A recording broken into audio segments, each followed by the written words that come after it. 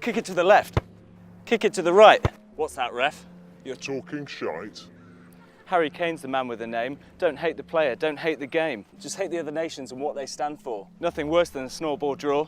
From Russia, there's no chance of a dove. More chance of getting death from above. I'm talking to the lads with the sugar dads. I'm talking to the boys with Boys for Toys. I'm talking to the LGBT plus community. Russia, I think you're ready for a mutiny. Enough about that. Back to the footy. Who are the lads that are bringing it home? Sterling, pound for pound, the best footy lad around. Pickford, picked for a good reason. Walker, he'll walk over you. Dele, more like a not as good English Pele. Cahill, he'll Cahill you. Stones, he'll break your bones. Jones, he'll break your bones. Trent Alexander, he'll break your bones. Young, old as shit. Loftus-Cheek, as he skins you, he'll doff his cap and call you a geek. Welbeck, well becoming of quite a handy player, but won't make the starting lineup because of Kane, brother of Abel, son of the FA, put together in a factory of football. Football? Pack your bags and go on Trivago. You're coming home.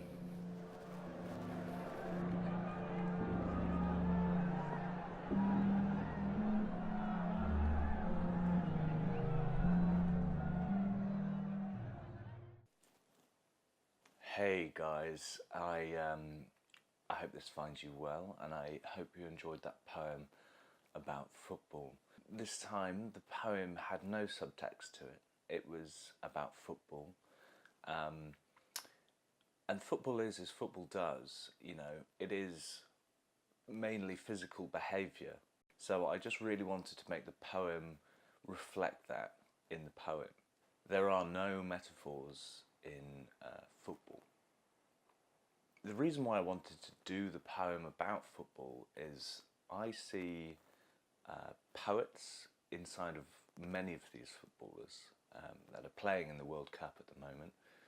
When I see these poets, or footballers you might want to call them, and you see them diving to get out of the way of the players, it really reminded me of when I was a boy, and I would also do anything to get out of the way of the other boys.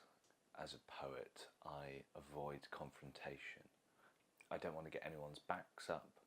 I just want everyone to have a nice time and just sort of enjoy the words and stuff.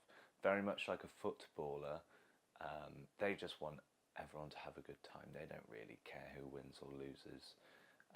You know, they just want the audience to enjoy the showcase, you know. And I don't think they're given enough credit, really. So this was a sort of nod to the guys out in Russia at the moment who are just doing a really good job.